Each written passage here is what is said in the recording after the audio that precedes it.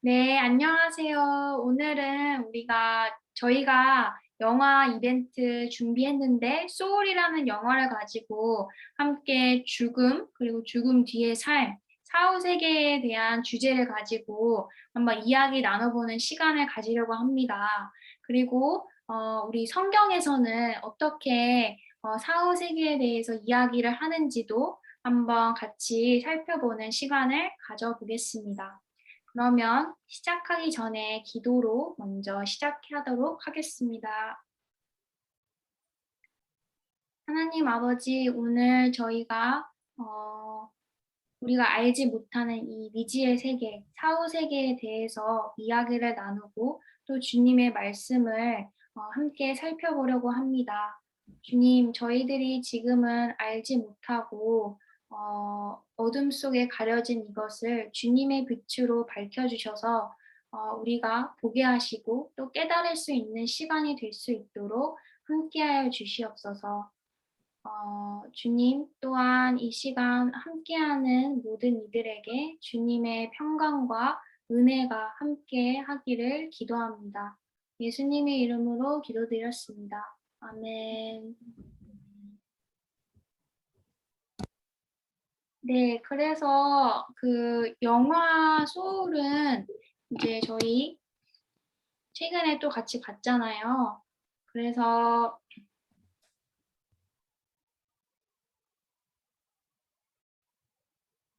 안녕하세요. 안녕하세요. 안녕하세요.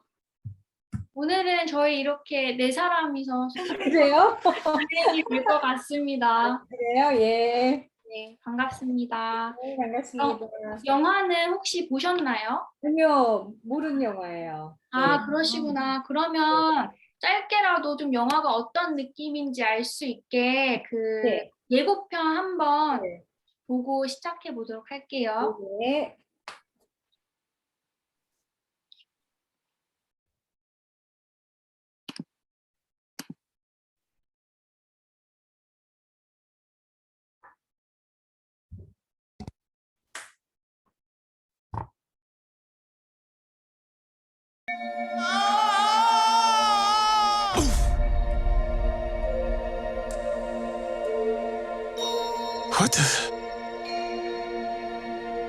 What is this place? What's your name, honey? I'm Joe. I teach middle school band. Got it, go for it! Today started out as the best day of my life. Back here tonight, first show's at 7. Yes! Woohoo! You know what that's gonna say? Joe Gardner. I did it. I got the gig. Must have been sudden for you. Wow! Oh my goodness! Oh my goodness! Help! I'm not done! Oh my goodness!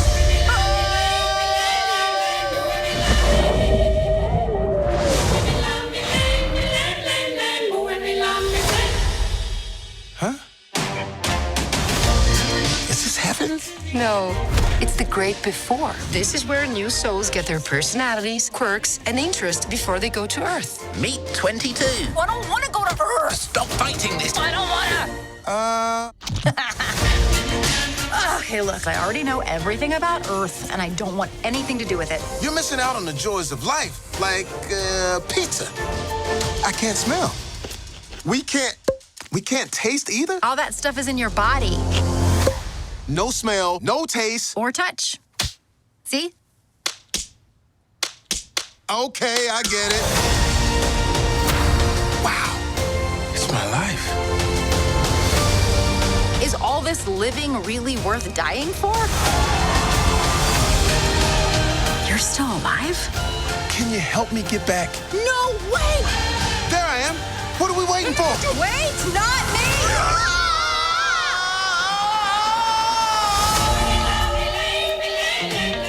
That's weird. What is it? 151,000 souls going to the great beyond every day, and I count every single one of them. The count's off. Huh.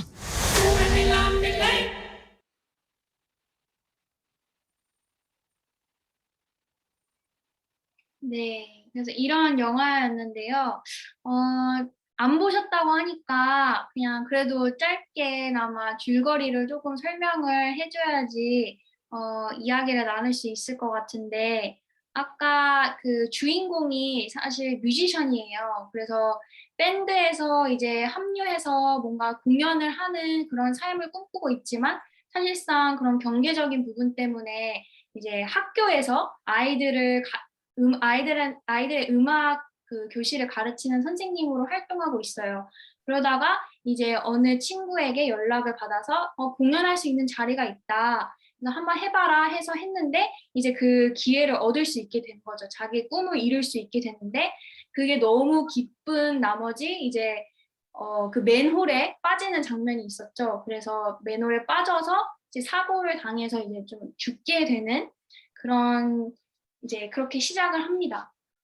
그래서 이제 죽음의 세계를 조금 그리는데 영화에서 우리가 기독교에서 얘기하는 그런 천국과 지옥을 이제 이 영화에서는 Great Beyond를 이제 약간 죽음 뒤에 우리가 갈 곳을 Great Beyond라고 표현을 하고 또 우리가 만들어지고 세상에 이제 가기 전에는 Great Before라고 표현을 하더라고요.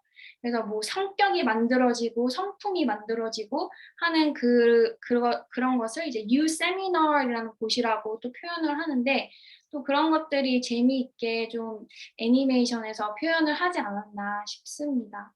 그래서 그래도 간단하게 좀 저희들이 영화를 보고 느낀 소감을 이야기한 다음에 이제 필재 형제께서 준비한 그런 사후세계에 대한 말씀을 좀 같이 보고 또 이야기 나눠보도록 하겠습니다.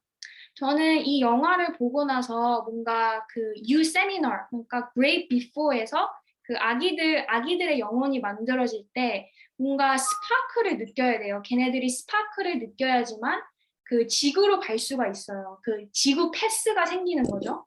근데 이제 22번이라고 하는 이 아기 소울은 뭐 몇십 년이 지나도 그 스파크를 얻지 못한 거예요. 왜 내가 살아야 하는지 그런 삶의 목적을 느끼지 못해서 계속 그 Great Before에서 계속 머물고 있는데 이제 조라는 그 인물을 만나면서 스파크를 느끼게 돼요. 근데 그 스파크를 느낀 게 그냥 되게 소소한 것들인 거예요. 그냥 뭐 그냥 바람 느끼는 것, 그 다음에 뭐 꽃잎, 그리고 맛있게 먹었던 베이글 빵, 이러한 소소한 것들에서 자기가 살아있다라는 느낌을 받아서 스파크를 얻었던 것 같아요. 근데 다른 친구들은 뭔가 되게 큰 거창한 그런 삶의 목적을 다 느끼는데 나는 이러한 소소한 것의 목적을 느끼는 게 과연 맞을까 하는 그런 질문을 갖게 되는 것 같은데 그래서 어떻게 하다가 이제 조가 다시 살아나서 그 연주를 하지 못했던 그거를 다시 하게 돼요. 연주를 하게 돼서 자기의 꿈을 이루는데 이제 별로 감흥이 없는 거예요. 그래서 왜 그럴까? 이제 고민에 빠지다가 내가 이 세상에서 존재함으로 느낄 수 있고 누릴 수 있는 것들에 내가 살아있음을 느낌의 삶의 목적을 느낄 수도 있구나. 꼭 뭐 내가 뮤지션이 돼야 돼. 내가 음악을 위해서 태어났어. 내가 농구를 위해서 태어났어. 그런 거창한 목적이 아니어도 그냥 살아있는 것을 느낄 수 있는 것 자체가 되게 큰 거다라는 거를 좀 요번 두 번째 영화를 보면서 크게 느꼈던 것 같아요. 다른 분들은 혹시 어떤 것이 영화에서 인상적이었나요?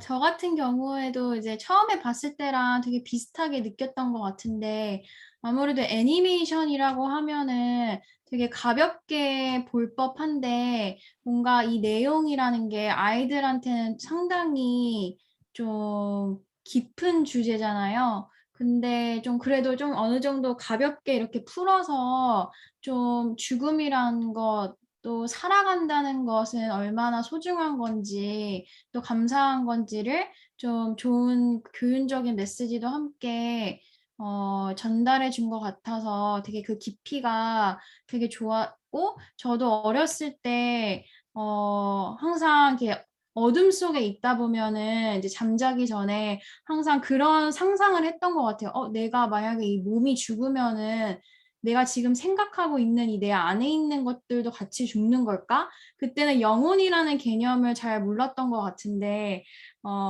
뭔가 그런 궁금증이 어렸을 때부터 있었던 것 같아서 이 애니메이션이 어쩌면은 아이들이 많이 궁금해하는 소재여서 되게 잘 만들었다라고 생각이 들었고, 그래서 유진이가 얘기한 것처럼 좀 그런 살아가는 것, 내일 내가 죽을 수 있다는 것을 늘 생각하면서 하루하루 소중하게 살아가는 게 제일이겠구나라는 거를 깨닫게 해준 영화였던 것 같습니다. 예, 그러면 저는 제가 준비한 슬라이드를 보면서 이 영화에서 나오는 이야기와 한번 접목해서 말씀을 드려보겠습니다. 슬라이드를 열어주십시오. 네, 성경의 사후 세계에 대해서 일단은 말씀을 드리는데, 이 영화에서도 지금 천국과 지옥이라는 표현을 안 썼지만, 그러한 비슷한 지금 상황을 가지고 있어요. 그래서, 이 친구가 결국은 이제 천국으로 가려는 도중에 아까 탈출을 해서 그레이트 비포의 세계로 오게 되고, 거기서 이제 뭔가 다시 지구로 돌아가려고 이제 하는 과정을 이 영화가 그리고 있지 않습니까? 그러면 죽음 뒤에 과연 무엇이 있을까? 우리가 한번 생각을 해보겠습니다. 크리스찬으로서 성경에서는 과연 무엇을 얘기하는지 제가 정리를 해봤는데요. 이 천국이라는 것에 대해서 가장 많이 얘기하신 분이 바로 예수님이더라고요. 예수님이 산상수훈에서 말씀하셨고, 천국은 겨자씨 누룩과 같다고 그랬고, 어린아이 마음이 있어야 들어갈 수 있다고 하시면서 혼인잔치, 열처녀 비유를 해 주셨습니다. 또 낙원이라는 단어를 통해서 우리가 보면은 예수님이 그 십자가의 옆에 있던 강도를 낙원에 이르리라 하고 이제 데리고 가시는 장면이 나오고, 그리고 또 생명나무가 그곳에 있고 생명수의 샘, 강이 흐른다고 계시록에 쓰여 있습니다. 그리고 영생이란 단어도 이게 비슷한 말인데, 거기에는 창세기에서 선악과에 대한 이야기하고 생명나무 열매를 먹는다고 되어 있고, 예수의 살과 피를 먹을 때 우리는 영생한다고 예수님이 말씀하셨습니다. 다음 페이지를 보면 직접 제가 그래서 이제 성경에서 과연 이 말들이 몇 번씩 나오고 중요한 그런 구절은 어디 있는가 한번 정리를 했는데요.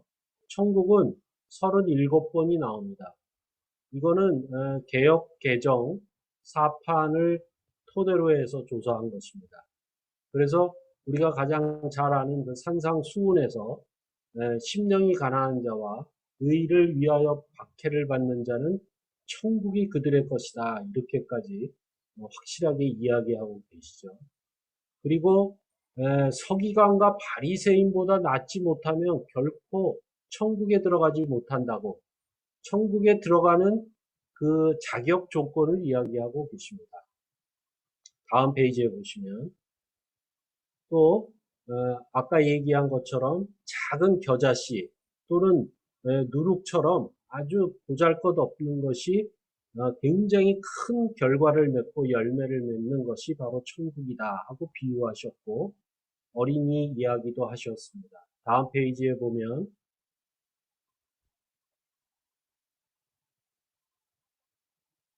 다음 페이지 넘겨주십시오. 그리고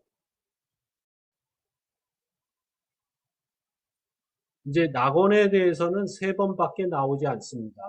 강도 이야기, 그리고 고린도 후서의 바울이 천국에 들어가는 자기가 경험을 했다고 하잖아요. 그것으로 표현하고, 그 다음에 요한계시록에서 생명나무 열매를 먹게 하신다는 표현이 있습니다. 다음 페이지. 영생은 51번이 나오는데 그 선악과에 대한 이야기, 그리고 만일 눈이나 손이나 발이 범죄를 하게 되면은 그것을 빼어내버려라. 그리고 영생에 들어가는 것이 그거를 가지고 지옥불에 들어가는 것보다 낫다. 이렇게 말씀하고 계십니다. 다음 페이지에 보면 그 예수님의 살과 피, 그 떡과 포도주로 비유하시면서 그것을 통해서 영생의 길로 들어갈 수 있다고 했고, 바울은 바로 거룩함에 이르는 열매를 맺으면 영생한다. 즉 거룩해야만이 영생의 길로 갈 수 있다 하는 이야기를 강조했습니다. 이제 지옥에 대한 이야기를 한번 살펴보면, 지옥은 대부분 불이 있다, 영원한 불이 있는 곳으로 지옥불이라는 표현을 썼고요. 그 다음에 무덤, 시체가 있는 곳이라는 유사어를 썼고, 그거를 스올이라는 말로도 표현했고, 무적행이라고 해서 그곳에 들어가려면 열쇠가 있어야 된다. 그 다음에 흰놈의 아들 골짜기라고 하는 것이 지금 예루살렘에 실제 있는 곳인데, 예수님은 이거를 게헨나라고 히브리어로 표현을 했고, 예레미야 선지자는 죽임의 골짜기, 그리고 도백 사당이 세워진 곳이라서 그것을 없애야 된다고 주장했습니다.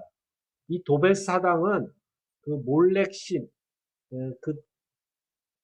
그러니까는 암몬족들이 믿었던 우상신인데, 이걸 통해서 사람을, 그 어린 자식을 거기다 태워서 인신공양을 했던 그러한 사당입니다. 그러니까 우리도 옛날에 왜 그 무속신앙에 보면 자식이나 사람, 여자를 강이나 바다에 해가지고 그 용왕신이 노하지 않게 한다는 그런 이야기처럼, 여기도 똑같은 그러한 무속신앙이 있었던 거죠.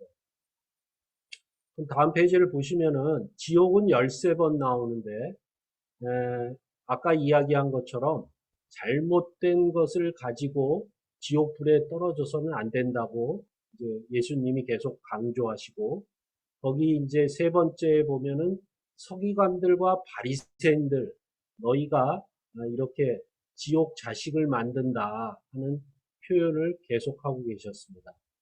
다음 페이지에 보면은 마가복음에도 그 죄를 짓는 손을 찍어버리라 이렇게 얘기하시고, 이사야는 지옥불이라는 그 불의의 세계다. 그리고 혀도 그러한 문제를 일으키는 갈등을 야기하는 그러한 것으로 사용된다. 이렇게 이야기하고 있고, 구덩이라는 표현을 지옥과 같이 사용을 했습니다. 다음 페이지에 무덤이 굉장히 많이 나오는데요. 85번이나 주로 이거는 구약에서 많이 쓰였습니다.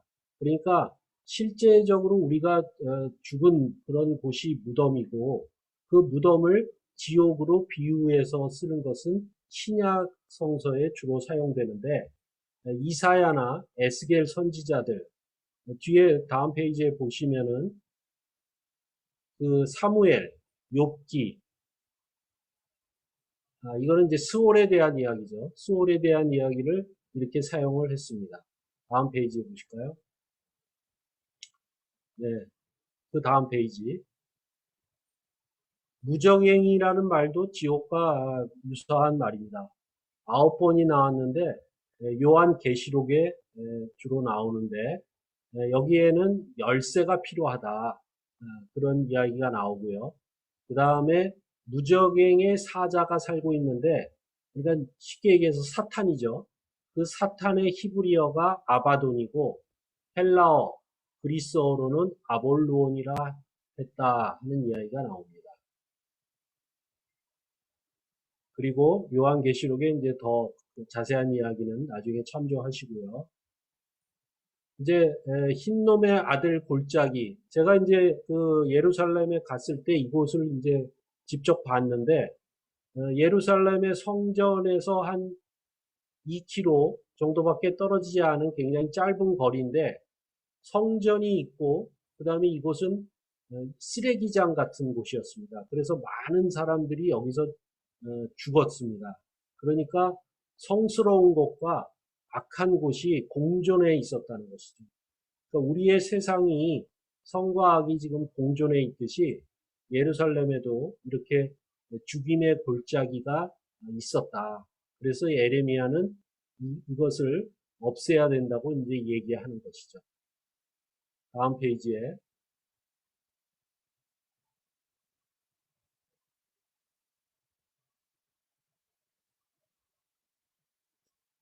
예수님의 비유 중에 천국과 지옥을 가장 잘 자세하게 설명하고 있는 게 누가복음 16장의 나사로와 부자의 이야기입니다.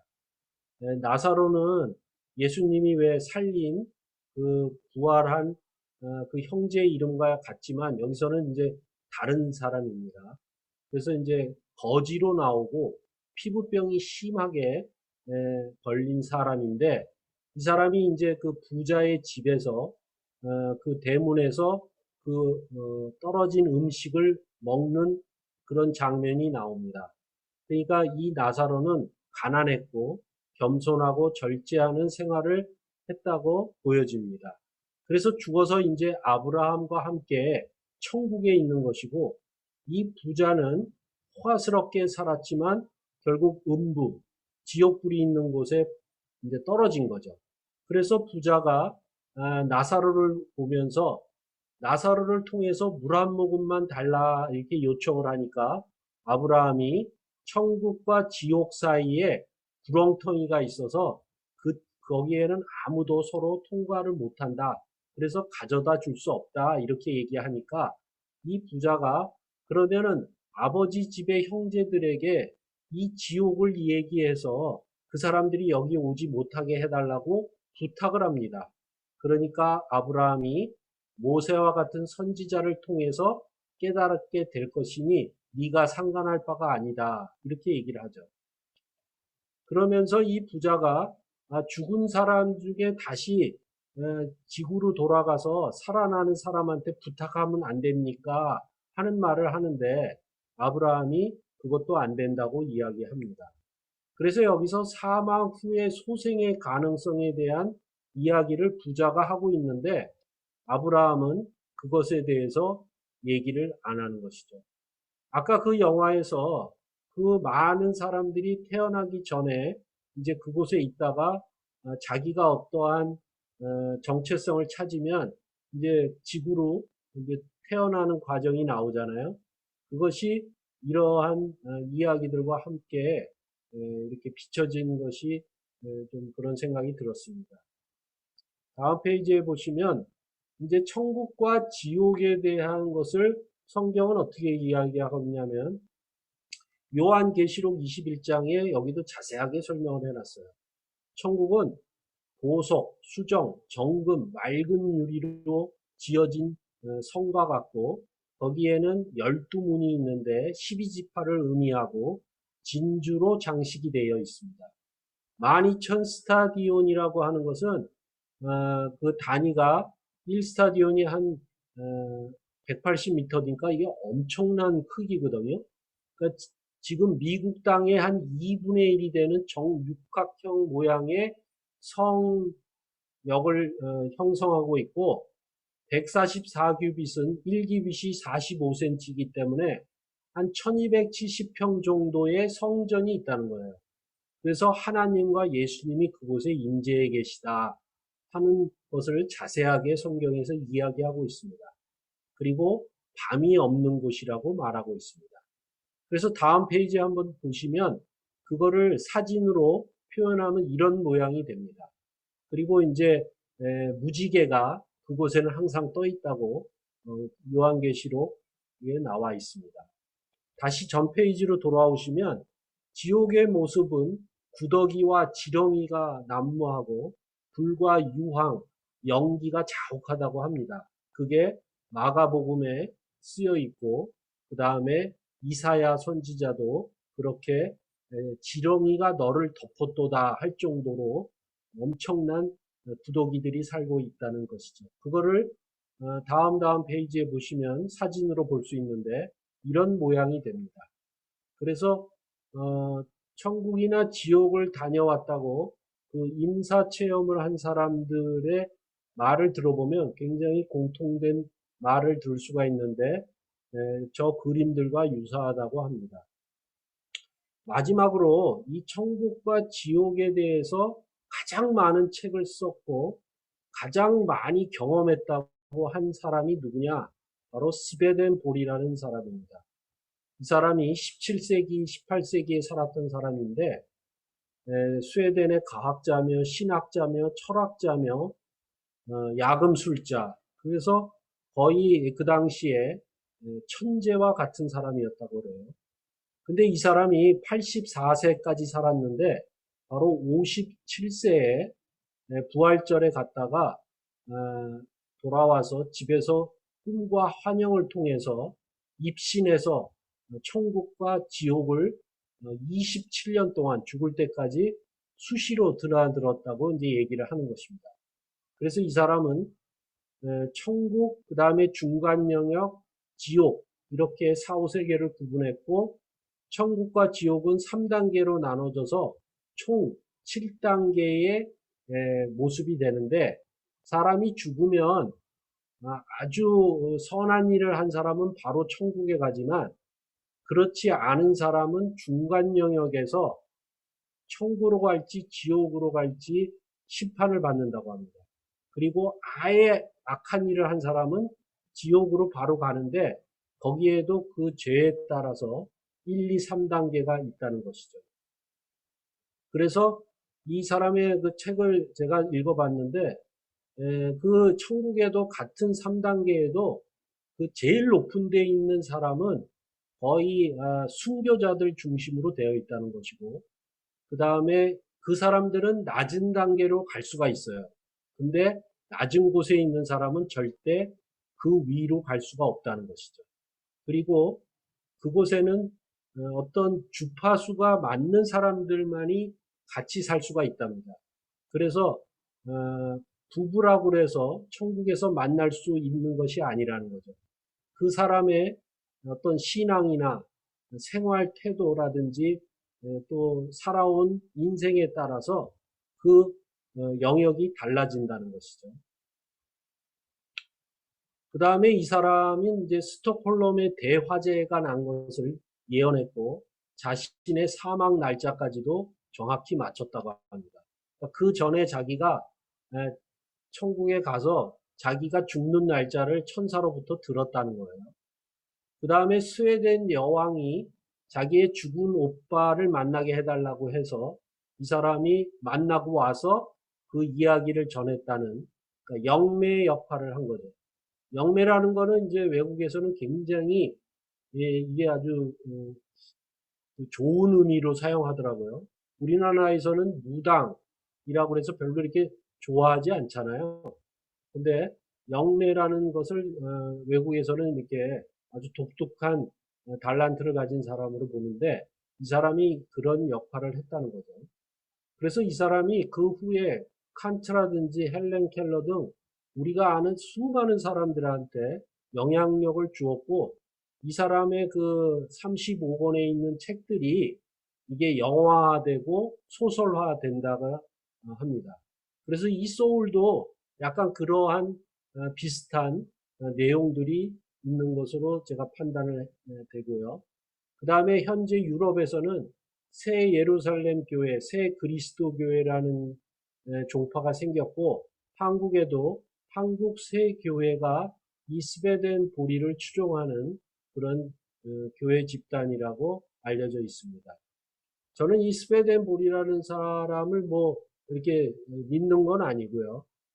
이 사람이 과연 봤다는 것이 정말일까 아닐까는 아무도 모르는 거죠.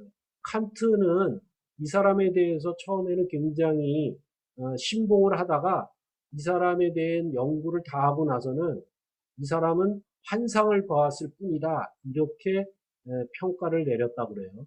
그러니까 이 사람을 쫓는 무리도 많지만 이 사람을 비판하고 믿지 않는 그런 부류의 사람도 많이 있습니다.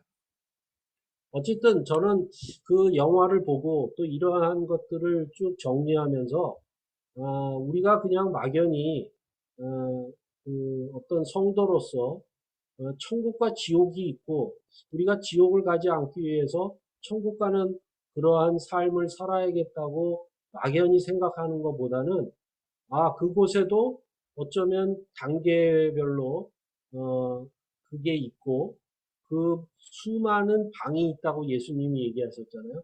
그 수많은 방에 갈 수 있는 자격 조건이 다 생명책에 기록되는구나. 그래서 우리의 실제 살았던 모든 기록들이 그런 생명책에 기록되면서 결국 우리가 가야 될 곳이 정해져 있다는 것이죠. 그렇다고 본다면 우리는 이 이승에서의 죽음은 어쩌면은 별 의미가 없는 거죠. 왜냐하면 그거보다 더 긴 후반전이 우리를 기다리고 있는 거고, 그렇다면 여기서 죽었다고 해서 슬퍼할 필요도 없고 뭐 장례식을 그렇게 거창하게 할 필요도 없는 것이고, 어쩌면 천국에 간다면 더 기뻐하고 또 기쁜 마음으로 노래하고 웃어줄 수 있는 그러한 장례 문화가 되어야 하지 않을까. 그래서 저는 그렇게 제가 죽었을 때는 정말 파티를 열고 천국 가서 잘 됐다고 박수를 쳐주는 그러한 장례식 문화가 저의 경우에 생겼으면 하는 것을 우리 자녀들에게 부탁을 해놨습니다. 예, 이상입니다.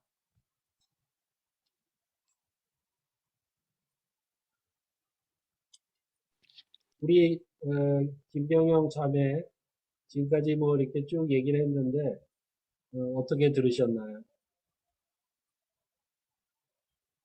네, 일단은 좋았습니다. 그 디즈니에서 이제 그런 이야기를 다뤘다는 거는 조금 흥미로운 것 같아요. 원래는 개인적으로 별로 디즈니 만화를 좋아하고 있지 않기 때문에 디즈니에 나왔던 여러 가지 스토리텔링들이 굉장히 어떤 편견이라든가 아주 자본주의에 아주 심화되어 있는 그런 만화들이어서 어느 날부터는 이제 썩 좋은 영향을 주지 않는다고 생각을 했거든요. 근데 이번처럼 이렇게 죽음을 다루는 거에 대한 어떤 태도라든가 그런 것들은 좋았던 것 같아요. 그래서 보진 않았지만 한번 재밌겠다, 볼 수 있겠다 그런 생각을 했고요. 디즈니도 좀 달라지나 보네요. 그렇죠? 그동안의 디즈니는 정말로 매우 비교육적인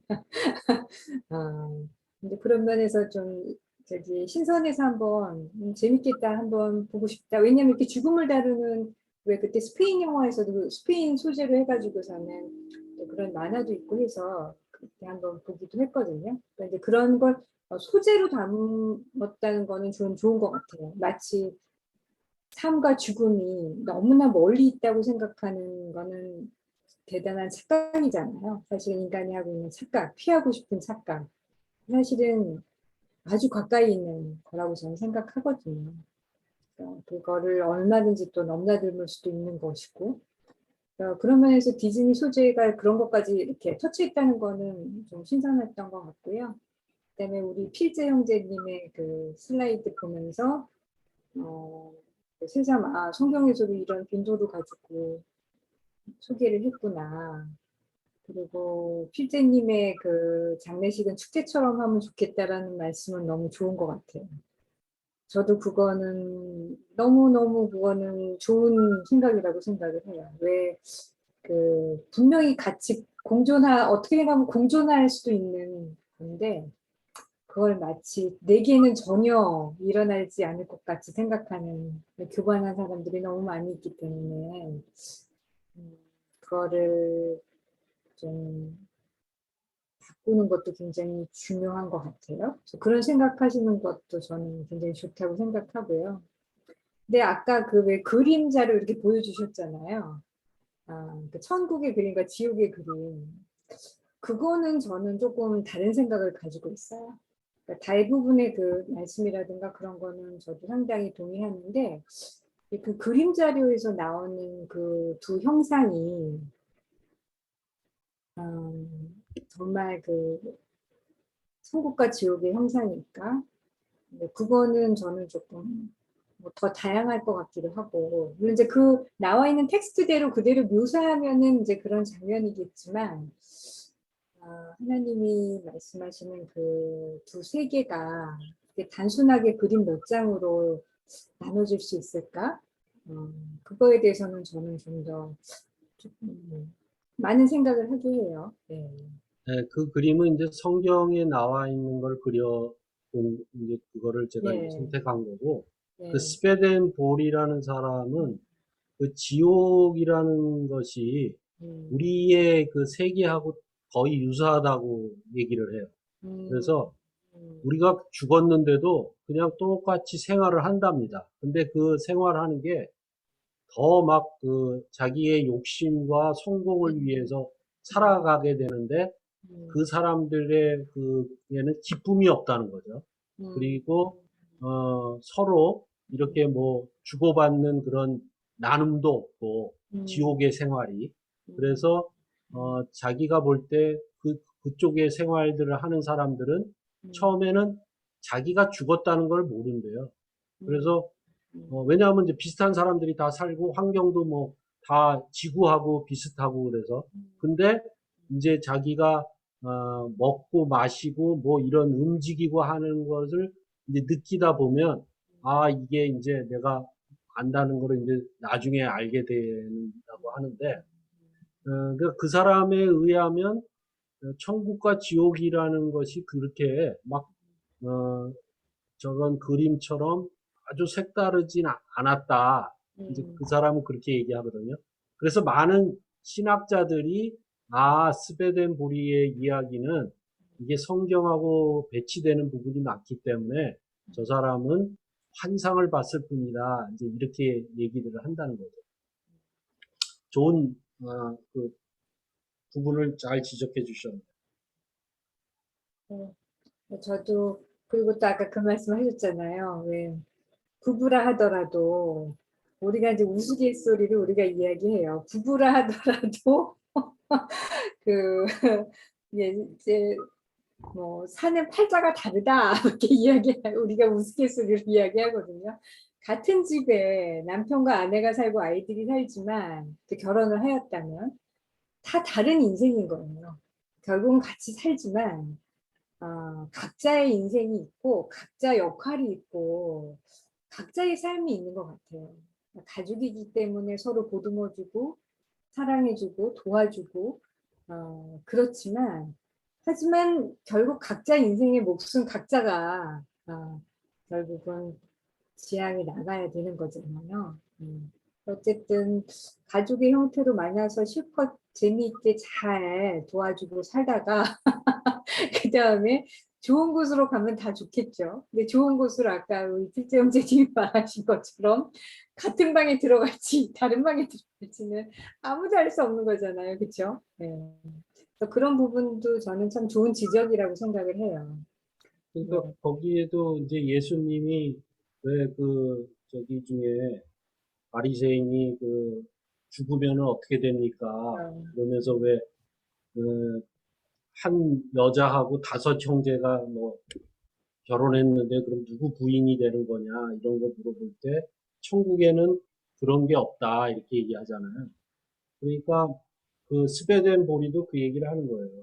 그래서 이게 같은 주파수 그러한 같은 그 영역을 할 수 있는 그것이 있기 때문에 부부, 가족이라서 반드시 같이 있지 않는다.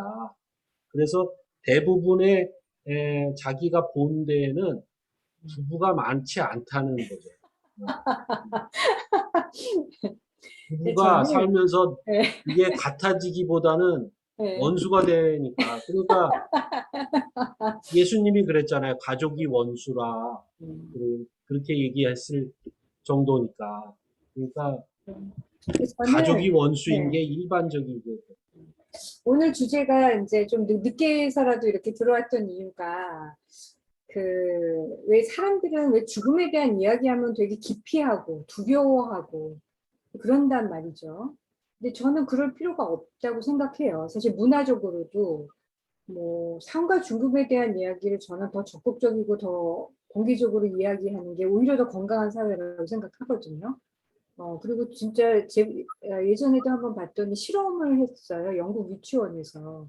아이들을 대상으로, 그러니까 디즈니에서도 이런 만화를 만든 것처럼 영국의 유치원 아이들을 그룹을 나누어서 한 그룹 아이들에게는 죽음에 대한 이야기를 해줬고 한 그룹 아이들에게는 죽음에 대한 이야기 없이 이제 생활을 했는데 죽음에 대한 이야기를 들었던 아이들이 훨씬 더 행동 패턴이 관대하고 좀 더 남을 배려하고 훨씬 긍정적이었던 거예요. 그리고 죽음이라는 것 자체에 대해서도 두려움이 훨씬 좀 덜하고 우리는 죽음을 누구나 피할 수 없는데 그 죽음을 너무나 두려운 것으로 이렇게 만들어 놓는 사회는 사실 건강한 사회가 아니라는 거예요. 그래서 저는 죽음에 대한 이야기나 뭐 이런 이야기, 이승저승에 대한 이야기를 하는 거는 저는 건강하고 좋다고 생각해요. 그래서 오늘 주제는 아주 또 한 번 생각하게 했습니다. 네. 근데 이제 제가 이거를 하면서 한 3개월 전부터 그 죽음에 관련된 책들을 여러 번 읽었거든요. 근데 이제 그 임사체험이라고 그러죠. 네.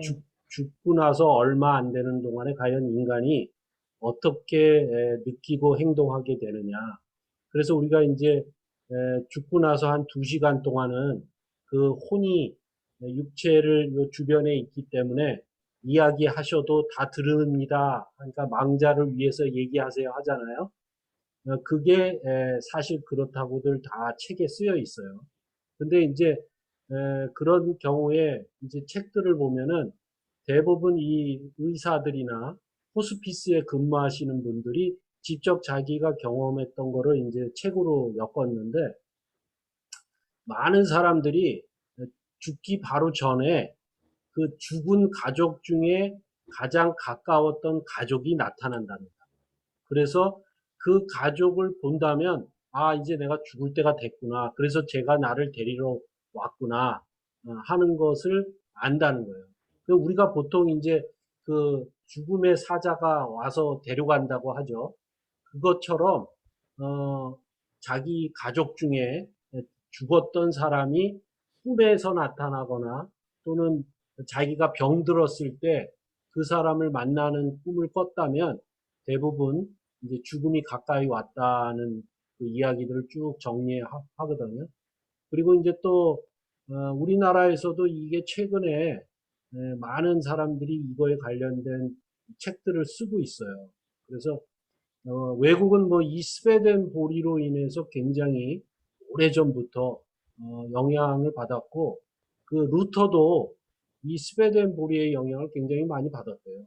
그래서 그걸로 이 루터가 캐토릭이 잘못되었고 캐토릭이 그 면죄부라고 그래서 지옥에 가는 것을 피하려면은 헌금을 하면은 많이 한 만큼 안 갈 수 있다는 그거를 이제 일반 백성한테 표교할 때 그것은 잘못된 것이다 하고 그 사람이 이제 그 95개조 반박문에 그걸 올렸는데 그러한 것처럼 그 이 천국과 지옥에 대한 이야기는 그 일부 이거에 대해서 굉장히 연구하는 사람들이 많다.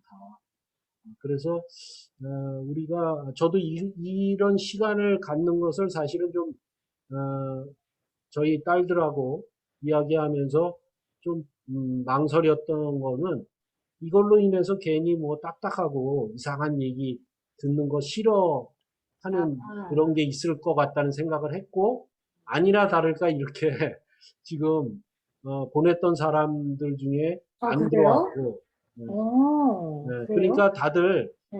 무슨 사후세계 이런 얘기 좀 눈에 보이지도 않는 그런 허망한 이야기를 서로 나눈다는 게 킬링 타임 한다고 생각할 수 있잖아요. 그리고 뭐 그런 얘기 해서 뭐해 뭐 이럴 수도 있고 또 이제 또 바쁘신 분들도 있고 어쨌든 간에 이런 거에 대해서 우리가 조금 더 공부하고 과연 이런 것이 나에게 10년 뒤 아니면 뭐 내일 이렇게 닥칠 수도 있는 것이기 때문에 그럴 때 우리는 과연 어떻게 그거를 받아들이고 그것에 대해서 공부해서 그러니까 이런 거래요. 그런 생각을 안 한 사람이 죽으러 오면은 그 사람은 여기가 천국인지 내가 살던 곳인지 구분을 못하고 그냥 멍하게 있는데 그렇게 되면은 심판을 하지 못한대요. 왜냐하면 심판은 거기에 온 사람이 내가 잘못했다는 것을 인정해야 지옥으로 가든 천국으로 가든 한다는 거예요. 그래서 예, 예를 들어서 아니, 여기서 그러니까 굉장히 받아들이지 못하면 심판 자체가 안 되는 거예요? 그러니까 예를 들어서 여기서 큰 죄를 저질러서 사람을 죽였거나 그렇지, 그래서 그렇지. 이제 갔잖아요. 아까 그렇죠. 중간 영역이라는데 이 캐톨릭에서는 연옥이라고 그러죠. 맞아요. 이게 아까 거기서는 이제 구렁텅이라고 표현을 했고 그러니까 거기에 머무른다는 거예요. 근데 거기 머무를 때 이제 그 천사들이 생명책을 보면서 네가 언제 사람을 죽인 것이 여기 있다 이랬을 때 난 그런 적 없는데요. 저 기억 안 나는데요. 이렇게 하면 그곳에 계속 놔둔다는 거예요. 그래서 기독 그곳에 있을 수 있는 질문, 시간이 질문.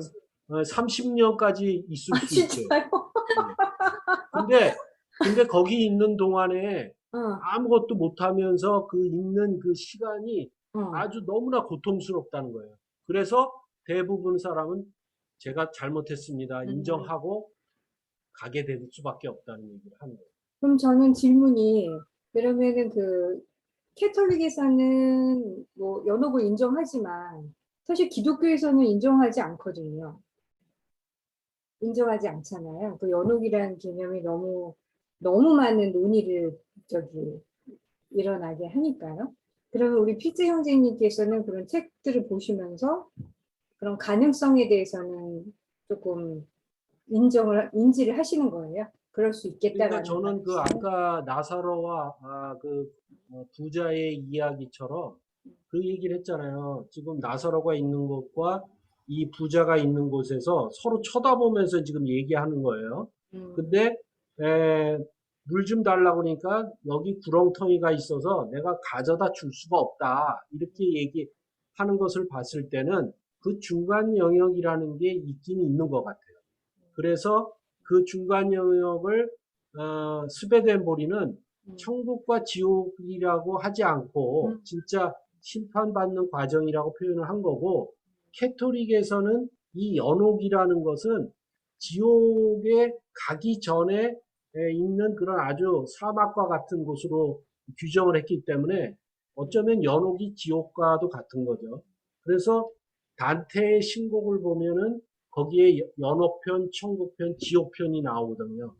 그러니까 그러한 것들을 봤을 때 연옥과 같은 그러한 것은 아니고 어떠한 막은 있긴 있는 것 같다는 생각이 들고 아까 여기 영화에서도 왜 그 계단을 쫙 하면서 하나 위에 이제 아주 밝은 빛이 있는 곳 소위 얘기해서 천국이겠죠. 그리고 이제 만화에서 지옥 같은 것도 나와요. 그러니까 그런 것을 봤을 때 어떠면 그러한 어떤 중간 심판대를 하는 그런 곳은 있을 수 있겠구나. 그거를 성경에서 구렁텅이로 표현했을 수도 있겠다 하는 생각을 해보게 되죠. 꽤 구체적이네요. 그 시간의 어떤 뭐 30년 정도라고 하는 시간 타임까지 이렇게 알려준 걸 보면 그거는 이제 스베덴보리는 자기가 이제 자기 27년 동안 거의 매일 갔다는 거예요. 하늘, 천국과 지옥을. 그래서 거기에 있는 사람하고 대화를 한다는 거예요, 자기는. 그 정도로 자기가 굉장히 인정하다는 거죠. 그러니까 거기에 온 사람하고 얘기하면서 자기가 그거를 다 기록하고 그거를 35권이나 되는 책을 쓴 거예요. 근데 이 사람이 정치가이면서 과학자이면서 신학자로서 살다가 57살에 그거를 경험하고 나서는 다 내려놓고 그것만 한 거죠. 책을 쓰면서. 그래서 자기가 본 것이 세상에 알려져는 자기는 그런 책임을 하나님께로 부여받았다. 이제 그렇게 얘기하는데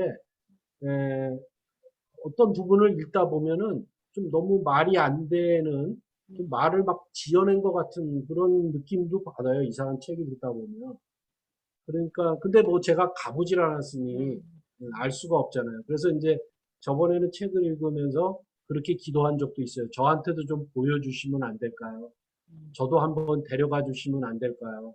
그렇게 했는데 그때 이제 돌아가신 어머니 아버지가 제 꿈에 나타났었어요.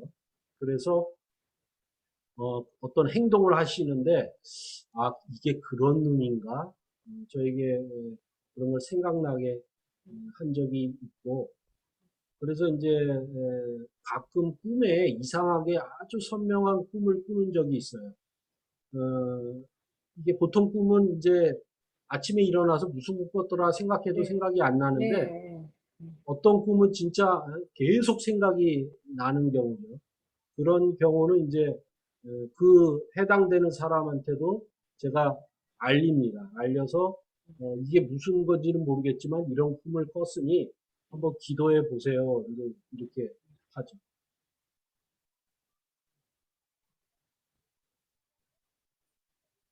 우리 저 혜진, 유진 자매 뭐 쭉 얘기 들으면서 뭐 마지막으로 하실 얘기 있나요?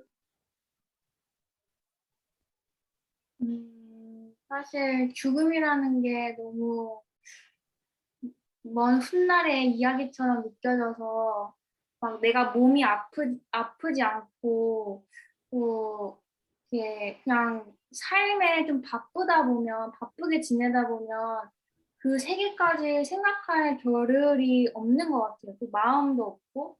근데 좀 더 그런 죽음과 또 죽음 뒤의 삶에 대해서 우리도 확실하진 않지만 좀 더 생각을 해보고 또 공부하는 마음을 갖는 게 중요하겠다라는 생각이 드는 것 같아요. 왜냐하면 확실한 거는 이 여기서의 생이 끝이 아니라 우리에게는 영생이 주어지고 예수님을 통해서 그 영생을 얻게 되는데 그 영생을 얻고 나서의 그냥 땡 끝나는 게 아니라 또 거기서의 또 새로운 삶이 시작되는 거니까 또 나름의 준비가 필요하겠구나 하는 생각이 들고 또 아까 그 경영 자매님께서 이야기해 주신 그 연구 이야기도 죽음에 대해서 들었던 아이들이 좀 더 이렇게 선을 베풀고 또 뭐 긍정적인 효과가 있었다라고 이야기한 것처럼 저도 이제 성경을 읽다 보면은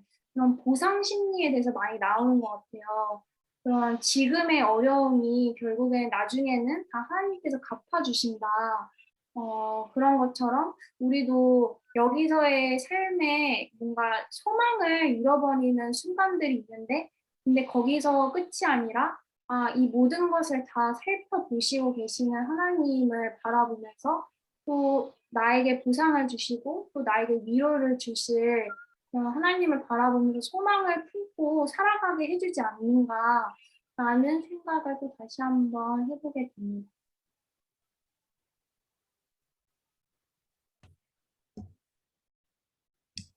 제가 하나 그 문제를 낼까요?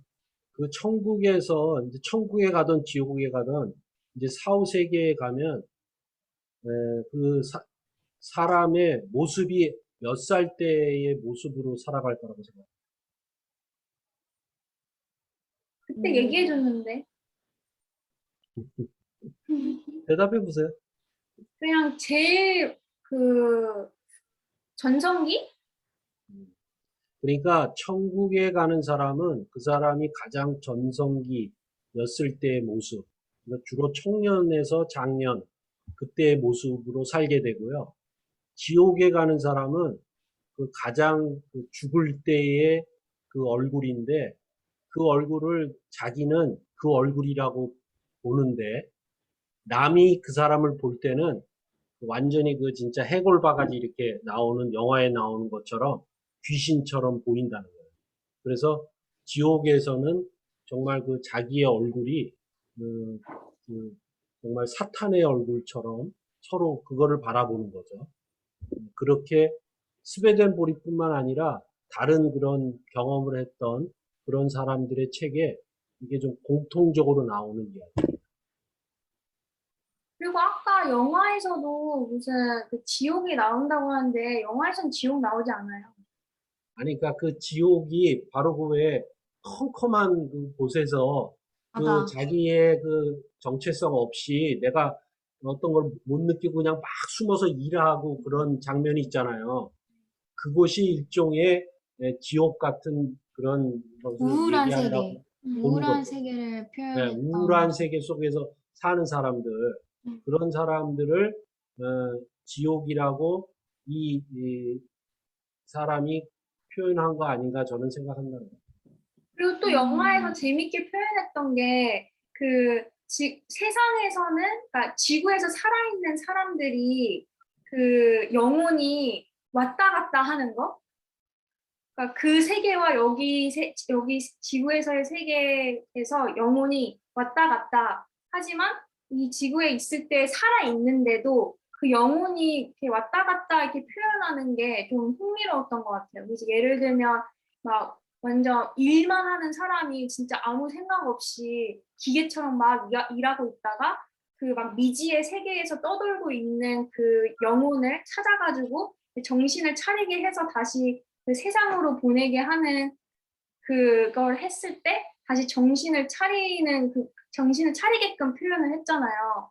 그래서 약간 좀 영혼 없이 좀 감정 없이 살아가는 사람들을 그렇게 표현한 것도 좀 특별했던 것 같아요. 영화에서. 그래서 그 귀신이 있느냐 없느냐 그런 얘기들 할 때, 저는 뭐 귀신을 본 적이 없으니까 안 믿지만은, 근데 성경에서는 귀신 이야기가 나오잖아요. 그리고 사울 왕이 그 접신하는 무당을 찾아가서 그 죽은 사무엘을 다시 살려내서 나를 만나게 해달라고 할 때 그 무당이 그 죽은 사무엘을 살리는 과정이 있잖아요.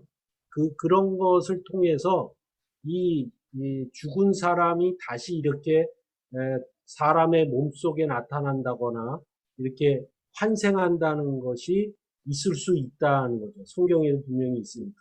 근데 이러한 그 실제 일어났던 일을 적은 책에서도 그 얘기가 있어요. 그리고 왜 우리가 사랑과 영혼이라는 그 고스트 영화 봤죠? 거기에 보면 이제 그 남편이 살해당하고 나서 그 아내를 떠나지 못하고 있다가 왜 그 무당 우디 고피벌근가 그 여자 흑인 여자를 통해서 이제 몸속에 들어가서 서로 얘기하는 장면이 있듯이 그런 것이 굉장히 가능한 얘기다 하는 거죠. 그래서 이 스베덴보리도 그 얘기를 하고 있고, 그 다음에 어떤 사람은 이 환생에 대해서 그 얘기를 해요. 그래서 천국에 간 사람은 환생을 할 생각을 안 하는데 왜? 너무나 좋은 세상이니까 살던 곳보다.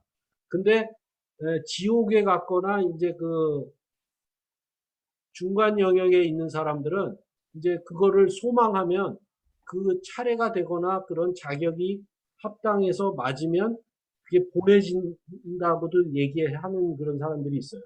그래서 불교에서 얘기하는 그 윤회 사상이 나는 직접 그거를 뭐 만났다, 뭐 그거를 봤다 이렇게 지금 얘기하는데, 근데 이제 불교의 윤회는 사람으로 태어나는 경우보다도 동물이나 뭐 다른 걸로 이렇게 태어난다고 얘기를 하잖아요. 그리고 그게 계속 된다고 얘기하잖아요. 수겁을 통해서. 근데 이제 대부분 그렇게 얘기하는 경우는 없더라고요.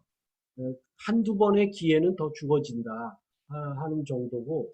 근데 이제 만약에 과연 그렇게 될까 하는 거는 성경에는 전혀 그런 얘기가 없기 때문에 우리가 다시 환생해서 돌아갔다가 뭐 착하게 살면 다시 천국으로 가고 이런 것은 전혀 성경에 없잖아요. 그래서 저는 그거는 아닐 거라고 생각하고 어차피 죽으면 그것에 의해서 생명책에 기록된 대로 심판을 받게 되는 거고, 그래서 거기에서 결국은 예수님이 얘기한 대로 이를 갈며 슬피 울리라.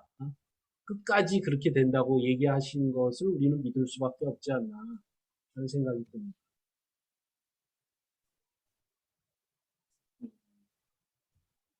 그러면 이제 더 더 이상 코멘트가 없으시면 이제 마무리를 해보겠습니다. 마무리는 우리 기도로 혜진 자매께서 해주세요. 네. 하나님 아버지, 오늘은 또 이렇게 소울이라는 영화에 담겨진 이 죽음이란 소재를 가지고 이야기도 나눠보고 또 성경에서는 죽음 이후의 삶은 어떠한가 사후세계에 대한 것도 서로 이렇게 나눌 수 있는 시간을 가졌습니다. 저희가 그곳을 경험해보지 못했기 때문에 그냥 뭐 성경에 나온 대로만 봤을 때 정확히 다 알 수 없지만 그래도 저희가 여기서 가져갈 수 있는 메시지는 우리가 언제 죽을지 모르기 때문에 내일이라도 죽을 수 있다라는 그런 마음을 갖고 늘 우리에게 주어진 삶에 감사하며 또 우리에게 주어진 이 삶이 전혀 당연하지 않고 또 소중한 그런 선물이라는 것을 인지하고 살아가야 할 줄을 믿습니다. 저희들이 살아가면서 또 어려운 것들도 겪고 또 좋은 일도 겪게 되는데 그러한 모든 상황들 속에서 늘 하나님과 동행하면서 살아갈 수 있도록 도와주시고 또 우리가 이 세상을 떠날 때에도 준비된 사람으로 이렇게 성장할 수 있도록 저희들을 친히 도와주시고 가르쳐 주시기를 기도합니다. 이 시간을 허락해 주심에 감사드리며 이 모든 말씀 예수님의 이름으로 기도드렸습니다. 아멘. 네, 감사합니다. 감사합니다.